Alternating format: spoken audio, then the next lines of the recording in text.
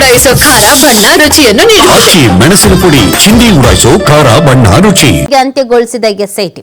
ಒಟ್ಟು 4 ದಿನಗಳ ಕಾಲ ನಡೆದಂತ ಸುಜಾತ ಭಟ್ನ ವಿಚಾರಣೆ.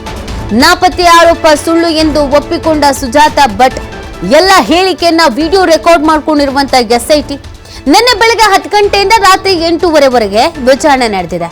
ಮುಂದಿನ ದಿನಗಳಲ್ಲಿ ವಿಚಾರಣೆಗೆ ಕರೆದಾಗ ಬರಬೇಕು ಅಂತ ಸೂಚನೆಯನ್ನ ಕೊಡಲಾಗಿದೆ. ಸುಜಾತ ಭಟ್ ದೂರುದಾರೆ ಆಗಿರುವ ಕಾರಣ ಕಾನೂನು ಕ್ರಮ ಅನ್ನೋದು ಇಲ್ಲ ಅಂತ ಹೇಳ್ತಿದ್ದಾರೆ. ಸುಜಾತ ಭಟ್ ವಿರುದ್ಧ ಯಾವುದೇ ಕಾನೂನು ಕ್ರಮ ಕೈಗೊಂಡಿಲ್ಲ ಎಸ್ಐಟಿ. ಆಕೆ ದೂರುದಾರೆ, ಸಾಕ್ಷಿದಾರೆ ಅಥವಾ ಆರೋಪಿ ಅಂತ ಅಲ್ಲ, ದೂರುದಾರೆ, ವಯಸ್ಸು ಕೂಡ ಆಗಿದೆ ಮತ್ತು ಅವರು ತಪ್ಪೊಪ್ಪಿಗೆಯನ್ನ ಹೇಳಿರುವಂಥದ್ದು. ಹಾಗೆ ನೋಡಿದ್ರೆ ಈ ಥರ ಸುಮ್ಮನೆ ದೂರು ಕೊಡೋ ಹಾಗೂ ಇಲ್ಲ, ಅದಕ್ಕೂ ಕೂಡ ಆಕ್ಷನ್ಸ್ಗಳನ್ನು ತೆಗೆದುಕೊಳ್ಬಹುದು. ನಾವು ಸುಮ್ಮನೆ ಯಾರೋ ಮೇಲೆ ಹೋಗಿ ಹಠಕ್ಕೋ ದ್ವೇಷಕ್ಕೋ ಸಿಟ್ಟಿಗೋ ದೂರು ಕೊಡೋ ಹಾಗಿಲ್ಲ. ಟೈಮ್ ವೇಸ್ಟ್ ಆಗತ್ತೆ, ಕರ್ತವ್ಯಕ್ಕೆ ಅಡ್ಡಿಪಡಿಸ್ದಂಗೆ ಆಗುತ್ತೆ. ನಾನಾ ಸೆಕ್ಷನ್ಗಳ ಅಡಿಯಲ್ಲಿ ಇವ್ರ ವಿರುದ್ಧ ಪ್ರಕರಣ ದಾಖಲು ಮಾಡ್ಕೊಳ್ಳೋದಕ್ಕೆ ಅವಕಾಶ ಇರುತ್ತೆ. ಬಟ್ ಇವರ ಏಜ್ ಫ್ಯಾಕ್ಟ್ ಅನ್ನ ಕೂಡ ಗಮನಿಸಬೇಕಾಗತ್ತೆ. ಹಾಗೆಯೇ ಇವರ ಪರ ವಕೀಲರು ಕೂಡ ಮನವಿಯನ್ನ ಮಾಡ್ಕೊಂಡಿದ್ರು. ಅವರಿಗೆ ಮೆಂಟಲ್ ಆಗಿ ಸಾಕಷ್ಟು ಸ್ಟ್ರೆಸ್ ಇತ್ತು, ವಯಸ್ಸಾಗಿದೆ, ಈ ಕಾರಣಕ್ಕಾಗಿ ಈ ಥರ ಎಲ್ಲ ಆಗಿದೆ ಅಂತ. ಸೊ ಯಾವುದೇ ರೀತಿಯಾದಂಥ ಆಕ್ಷನ್ ಇಲ್ಲ ಅನ್ನೋದು ಗೊತ್ತಾಗ್ತಾ ಇದೆ. ಮಹಿಳಾ ಆಯೋಗ ಕೂಡ ಪತ್ರ ಬರೆದಿತ್ತು SITಗೆ. ಸೊ ಸತ್ಯ ಹೊರಗೆ ಬರಬೇಕು, ಹೌದು, ಬಟ್ ಹಾಗಂತ ಅವರಿಗೆ ಮೆಂಟಲ್ ಟಾರ್ಚರ್ ಆಗುವಂಥದ್ದು ಅಥವಾ ಬೆದರಿಕೆ ಹಾಕುವಂಥದ್ದು, ಒತ್ತಡ ಆಗುವಂಥದ್ದು ಈ ಥರದ್ದು ಆಗಬಾರ್ದು ಅಂತ. ಸೊ SIT 4 ದಿನಗಳ ಕಾಲ ಸುಮಾರು 8 ತಾಸು, 6 ತಾಸು, 9 ತಾಸು ಈ 4 ದಿನಗಳ ಕಾಲ ವಿಚಾರಣೆ ಮಾಡಲಾಗಿದೆ. ಇವರು ಬರೀಗಳೇ ಅಂತ ಅಳ್ತಾನೆ ಇದ್ರು. SIT ಅಧಿಕಾರಿಗಳು ಸಮಾಧಾನ ಮಾಡ್ತಿದ್ರು. ಒಂದಷ್ಟು ಉತ್ತರಗಳು ಬಂದಿದೆ. ಕೆಲವರು ಹೆಸರನ್ನ ಹೇಳಲಾಗಿದೆ. ಯೂಟ್ಯೂಬರ್ ಒಬ್ಬನ ಹೆಸರನ್ನ ಕೂಡ ಇವರು ಹೇಳಿದ್ದಾರೆ, ಅಭಿಷೇಕ್ ಎಂಬಾತನ ಹೆಸರನ್ನ. ಈತನೇ ನನ್ನನ್ನ ಈ ಬುರುಡೆ ಗ್ಯಾಂಗಿಗೆ ಪರಿಚಯ ಮಾಡಿಕೊಟ್ಟಿದ್ದು, ಜಯಂತ್ ಟಿ ಅವರ ಮುಖಾಂತರವಾಗಿ ನನ್ನ ಪರಿಚಯ ಆದೆ ಅಂತ. ಸೊ ಬುರುಡೆ ಗ್ಯಾಂಗ್ನಲ್ಲಿ ಕೆಲವರು ಹೆಸರು ಹೇಳಿದ್ದಾರೆ. ಯಾರ್ಯಾರು ಏನೇನು ಅನ್ನೋದು ಇನ್ನೂ ಮಾಹಿತಿ SIT ಬಿಟ್ಕೊಟ್ಟಿಲ್ಲ. ಅದರ ಜೊತೆಗೆ ಯಾಕೆ ಈ ಥರ ಮಾಡಿದೆ ಅನ್ನೋದನ್ನು ಕೂಡ ಅವ್ರು ಹೇಳಿದ್ದಾರೆ ಅನ್ನೋದನ್ನು ಹೇಳಲಾಗ್ತಾ ಇದೆ. ಯಾವುದು ಜಮೀನು ವಿಚಾರ, ಜಾಗದ ವಿಚಾರ, ಒಂದಷ್ಟು ಬೇಸರ, ಅಸಮಾಧಾನ ಇವರಿಗೆ ಇತ್ತು. ಆ ಜಾಗದ ವಿಚಾರ ಹೇಳಿದ್ರೆ ಅದು ಸೀರಿಯಸ್ ಆಗಲ್ಲ ಅನ್ನುವಂಥ ಕಾರಣಕ್ಕೆ ಈ ಥರದೊಂದು ಕತೆ ಕಟ್ಟಿದ್ರು ಅಂತ, ನಮ್ಮ ಮಗಳ ವಿಚಾರದಲ್ಲಿ ಅಂತ. ಸೊ ಹಾಗಾಗಿ ಈಗ ವಿಚಾರಣೆಯನ್ನೆಲ್ಲ ಮಾಡಿದ್ದಾರೆ. ಮತ್ತೆ ಕರೆದಾಗ ಬರಬೇಕು ಅಂತ ಹೇಳಿದ್ದಾರೆ. ಬೆಂಗಳೂರಿಗೆ ವಾಪಸ್ ಕಳಿಸಿದ್ದಾರೆ ಅನ್ನೋದ್ರ ಬಗ್ಗೆ ಮಾಹಿತಿ ಸಿಗ್ತಾ ಇದೆ. ಸುಜಾತ ಭಟ್ ಯಾರ ಒತ್ತಡಕ್ಕೆ ಒಳಗಾಗಿದ್ರೋ ಅಥವಾ ಅವ್ರನ್ನ ಹೇಗೆ ಮ್ಯಾನಿಪುಲೇಟ್ ಮಾಡಲಾಗಿತ್ತೋ ಗೊತ್ತಿಲ್ಲ. ಬಟ್ ವಿಚಾರಣೆ ಆಗ್ತಾ ಆಗ್ತಾ ಆಗ್ತಾ ಅವ್ರನ್ನ ಹಿಂಡಿ ಹಿಪ್ಪೆ ಮಾಡಿದಂತೂ ಸತ್ಯ. ಕಣ್ಣೀರು ಹಾಕೋಕೆ ಶುರು ಮಾಡಿಬಿಟ್ರು. ಸೊ ಈ ಬಗ್ಗೆ ಮತ್ತಷ್ಟು ಮಾಹಿತಿಯನ್ನು ನೀಡ್ತಾರೆ ನಮ್ಮ ಪ್ರತಿನಿಧಿ ಆದಿತ್ಯ. ಸುಜಾತ ಭಟ್ ಅವರ ವಿಚಾರಣೆ ಸದ್ಯಕ್ಕೆ ಮುಗ್ದಿದೆ ಅನ್ನೋದ್ರ ಬಗ್ಗೆ ಮಾಹಿತಿ ಇದೆ. ಸೊ ಈ ವಿಚಾರಣೆಗಳಲ್ಲಿ ಸ್ಫೋಟಕ ಮಾಹಿತಿ ಏನಾದರೂ ಸಿಕ್ಕಿದೆಯಾ? ಹಾಗೇನೆ ಮತ್ತೆ ಇನ್ಯಾವಾಗಾದ್ರೂ ವಿಚಾರಣೆಗೆ ಕರಿಬಹುದಾದ ಸಾಧ್ಯತೆಗಳು ಇದೆಯಾ ಆದಿತ್ಯ? ನೀತಿ ಹೌದು. ಸುಜಾತ ಭಟ್ ಅವರ ವಿಚಾರಣೆ ನಿನ್ನೆಗೆ ಅಂತ್ಯವಾಗಿದೆ. 4 ದಿನದ ವಿಚಾರಣೆ ಮತ್ತು ಅವ್ರಿಗೊಂದು ರೀತಿ ಬಿಗ್ ರಿಲೀಫ್ ಅಂತ ಹೇಳ್ಬೋದು. ಯಾಕಂದ್ರೆ ವಿಚಾರಣೆಯ ಬಳಿಕ ವಶಕ್ಕೆ ಪಡೆಯುವಂತ ಸಾಧ್ಯತೆಗಳು ಇತ್ತು. ಅವರು ಸುಳ್ಳು ಹೇಳಿದ್ದಾರೆ ಅನ್ನೋದನ್ನ ಅವರೇ ಒಪ್ಕೊಂಡಿದ್ದಾರೆ, ಕನ್ಫೆಸ್ ಮಾಡ್ಕೊಂಡಿದ್ದಾರೆ. ಮತ್ತು ನನ್ನ ಹತ್ರ ಯಾವುದೇ ದಾಖಲೆಗಳು ಇಲ್ಲ, ದಾಖಲೆ ಸಲ್ಲಿಸೋದಕ್ಕೂ ಕೂಡ ಅವರು ವಿಫಲರಾಗಿದ್ದಾರೆ. ಅನನ್ಯ ಭಟ್ ಕಥೆಯೇ ಕಪೋಕಲ್ಪಿತ ಕಥೆ. ನನಗೆ ವೈಯಕ್ತಿಕ ದ್ವೇಷ, ಜಮೀನಿನ ವ್ಯಾಜ್ಯಗಳೆಲ್ಲವಿತ್ತು. ಹಾಗಾಗಿ ಇದನ್ನ ಸೇಡು ತೀರಿಸಿಕೊಳ್ಳೋದಕ್ಕೋಸ್ಕರ ನಾನು ಅಥವಾ ಇದರ ವಿರುದ್ಧ ಒಂದು ಹೋರಾಟವನ್ನ ಮಾಡ್ಬೇಕು ಅನ್ನೋದಕ್ಕೆ ನಂಗೆ ಅಸ್ತ್ರವಾಗಿ ಸಿಕ್ಕಿದ್ದು ಈ ವಿಚಾರ ಅಂತ ಅವರು ಉಲ್ಲೇಖ ಮಾಡಿದ್ದಾರೆ. ಹಾಗಾಗಿ SIT ಅಧಿಕಾರಿಗಳು ಯಾಕೆ ನೀವು ಈ ತರ ಮಾಡಿದ್ರಿ ಮತ್ತು ನಿಮ್ಗೆ ಹಿಂದೆಯಿಂದ ಯಾರಾದ್ರೂ ಈ ತರ ಕ್ಲೀನ್ ಅಪ್ ಮಾಡಿದ್ರಾ ಅಥವಾ ನಿಮ್ಗೆ ಯಾರಾದ್ರೂ ಈ ತರ ಸುಳ್ಳು ಹೇಳೋದಕ್ಕೆ, ಕಥೆಯನ್ನ ಕಟ್ಟೋದಕ್ಕೆ ಪ್ರೇರಣೆ ನೀಡಿದ್ರಾ ಮತ್ತು ಇದೇ ಚಿನ್ನಯ್ಯ ಆರೋಪಿ ಬಂದ ಸಂದರ್ಭದಲ್ಲಿ ನೀವು ಯಾಕೆ ಈ ಪ್ರಕರಣಕ್ಕೆ ಎಂಟ್ರಿ ಆದ್ರಿ, ಇದಕ್ಕೆ ಕಾರಣಕರ್ತರು ಯಾರು ಅಂತ. ಸೊ ಈ ಸಂದರ್ಭದಲ್ಲೂ ಕೂಡ ಒಂದಿಷ್ಟು ಯೂಟ್ಯೂಬರ್ ಹೆಸರು ಮತ್ತು ಅವರ ಹಿಂದೆ ಇದ್ದಂತಹ ವ್ಯಕ್ತಿಗಳು ಪ್ರಮುಖವಾಗಿ ನನ್ನ ಬಂದು ಕಾಂಟ್ಯಾಕ್ಟ್ ಆದ್ರು. ಯಾರು ಚಿನ್ನಯ್ಯ ಸೂತ್ರಧಾರಿ ಅಂತ ಮೆನ್ಷನ್ ಮಾಡಿದ್ರು, ಸೊ ಅವರು ಕಾಂಟ್ಯಾಕ್ಟ್ ಆದ್ರು, ನ್ಯಾಯ ತೆಗೆಸಿಕೊಡ್ತೀನಿ ಅಂತ ಹೇಳಿದ್ರು.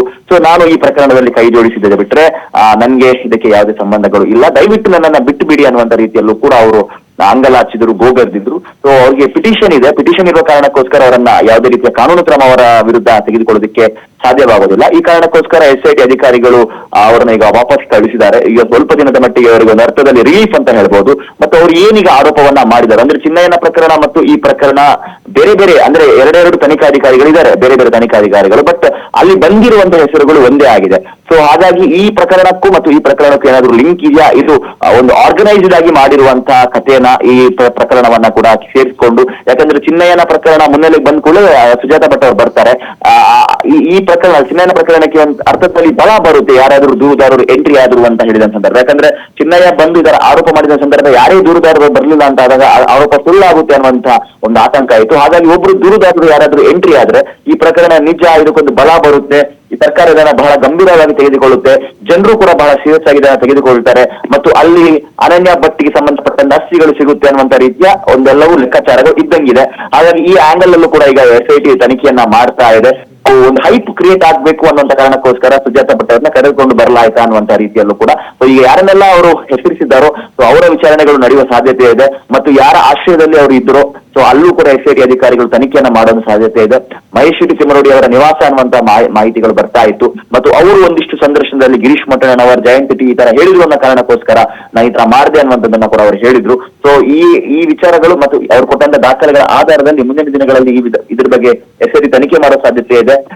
ಮಹೇಶ್ ಶೆಟ್ಟಿ ತಿಮರೋಡಿ ಅವರಾಗಿರ್ಬಹುದು, ಗಿರೀಶ್ ಮಠಣ್ಣನವರ್ ಅಥವಾ ಜಯಂತ್ ಟಿ ಅವರನ್ನ ವಿಚಾರಣೆಗೆ ಕರೆಯುವಂತ ಸಾಧ್ಯತೆಗಳು ಕೂಡ ಇದೆ. ಆದ್ರೆ ಈ ನಡುವೆ ಸುಜಾತ ಭಟ್ ಅವರಿಗೆ ಬಿಗ್ ರಿಲೀಫ್ ಸಿಕ್ಕಿರೋದು ನೀತಿ. ಆದಿತ್ಯ, ಮತ್ತು ಈ ಪ್ರಕರಣದಲ್ಲಿ ಕೇವಲ ಸುಜಾತ ಭಟ್ ಮಾತ್ರ ಅಲ್ಲ, ಇನ್ನೂ ಹಲವರ ಹೆಸರು ಬಂದಿತ್ತು. ಒಬ್ಬೊಬ್ಬರೇ ದೂರು ಕೊಡ್ತೀವಿ ಅಂತಲೂ ಕೂಡ ಮುನ್ನೆಲೆಗೆ ಬಂದಿದ್ರು, ಸಾಕ್ಷಿ ಹೇಳ್ತೀನಿ ಅಂತ ಮುನ್ನೆಲೆಗೆ ಬಂದಿದ್ರು. ಅವರೆಲ್ಲರ ವಿಚಾರಣೆ ನಡೀತಾ ಇದೆಯಾ ಅಥವಾ ನೋಟಿಸ್ ಏನಾದರೂ ಕೊಟ್ಟಿದ್ದಾರೆ? ಯಾಕಂದರೆ ಇದು ಬುರುಡೆ ಪ್ರಕರಣದಲ್ಲೇ ಅದಕ್ಕೆ ಬೇರೆ ಬೇರೆ ರೀತಿಯಾದಂಥ ಪ್ರಕರಣಗಳು ಇನ್ವಾಲ್ವ್ ಆಗಿದ್ದು ಕೂಡ ಇದೆ. ಹಾಗಾಗಿ ಕೇವಲ ಸುಜಾತ ಭಟ್, ಸಮೀರ್ MD ಇವರನ್ನು ಹೊರತುಪಡಿಸಿ ಇನ್ಯಾರಿಗಾರು ಹೊಸಬರಿಗೆ ನೋಟಿಸ್ ಕೊಟ್ಟಿರೋದು, ವಿಚಾರಣೆ ಕರೆದಿದ್ದು, ಈ ಥರದ್ದೇನಾದ್ರು ನಡೀತಾ ಇದೆಯಾ ಆದಿತ್ಯ?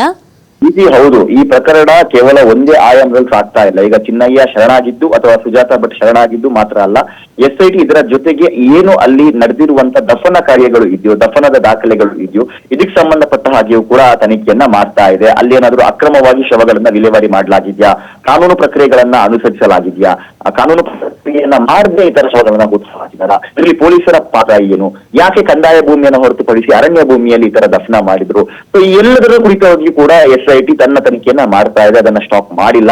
ಸೊ ಇಲ್ಲಿ ಶವಹೂತ ಪ್ರಕರಣ ಇದೆಯಾ ಅನ್ನುವಂಥದ್ದರ ಕುರಿತಾಗಿಯೂ ಕೂಡ ಮತ್ತು ಚಿನ್ನಯ್ಯ ಅಲ್ಲಿ ಶವ ಹೂಳ್ತಾ ಇದ್ದಿದ್ದು ನಿಜಾನ, ಹೂತು ಹಾಕ್ತಾ ಇದ್ದಿದ್ದು ನಿಜಾನ ಅನ್ನುವಂಥದ್ದರ ಕುರಿತಾಗಿಯೂ ಕೂಡ SIT ಗಂಭೀರವಾದ ತನಿಖೆಯನ್ನ ಮಾಡ್ತಾ ಇದೆ. ಆ ತನಿಖೆಯ ಆಯಾಮ ಅಥವಾ ದಿಕ್ಕು ಇನ್ನು ಬದಲಾಗಿಲ್ಲ. ಇದಕ್ಕೆ ಸಾಕ್ಷ್ಯ ಎಂಬಂತೆ ಈಗಾಗಲೇ ಅನೇಕ ಏನು ಧರ್ಮಸ್ಥಳ ಗ್ರಾಮ ಪಂಚಾಯತ್ ನಲ್ಲಿ ಕರ್ತವ್ಯವನ್ನು ನಿರ್ವಹಿಸ್ತಾ ಇದ್ದಂತ PDOಗಳು ಏನಿದಾರೋ 1995 ಇಂದ ಹಿಡಿದು 1998 ಇಂದ ಹಿಡಿದು ನಿಯರ್ಲಿ 2014 ವರೆಗೂ ಅಂದ್ರೆ 2010 ವರೆಗೂ ಕೂಡ ಅಲ್ಲಿ ಕಾರ್ಯದರ್ಶಿ ಅನ್ನುವಂತ ಹುದ್ದೆ ಇತ್ತು, ಸೆಕ್ರೆಟರಿ ಅನ್ನುವಂತ ಹುದ್ದೆ. ಸೊ ಅವರೆಲ್ಲರನ್ನ ಕೂಡ ಸಂಪರ್ಕ ಮಾಡುವಂತ ಪ್ರಯತ್ನವನ್ನ ಮಾಡ್ತಾ ಇದ್ದಾರೆ. ಅದರಲ್ಲಿ ಬಹುಪಾಲು ಜನ ಈಗಾಗಲೇ ಸಾವನ್ನಪ್ಪಿದ್ದಾರೆ. ಉಳಿದಂತೆ ಸಾಕಷ್ಟು ಜನ ಇದ್ದಾರೆ. ಒಂದು 3 ಜನ PDOಗಳು ಅಂದ್ರೆ 2010 ಇಂದ ಹಿಡಿದು 2025 ಪ್ರಸ್ತುತವರೆಗೂ ಕೂಡ ಯಾರು ಕರ್ತವ್ಯ ನಿರ್ವಹಿಸ್ತಾ ಇದ್ದಾರೋ ಸೊ ಅವರನ್ನು ಕೂಡ ವಿಚಾರಣೆ ಕರೆದಿದ್ದಾರೆ, ಅವರಿಂದ ಮಾಹಿತಿಗಳನ್ನ ಪಡೆದುಕೊಳ್ತಾ ಇದ್ದಾರೆ. ಒಂದಿಷ್ಟು ಮಾಜಿ PDOಗಳನ್ನ 2 ಬಾರಿ ವಿಚಾರಣೆಗೆ ಕರೆದಂತ ವಿಚಾರಗಳು ಕೂಡ ಇದೆ. ಹಾಗಾಗಿ SIT ತನ್ನದೇ ಆದ ಒಂದು ತನಿಖೆಯನ್ನ ಮಾಡ್ತಾ ಇದೆ.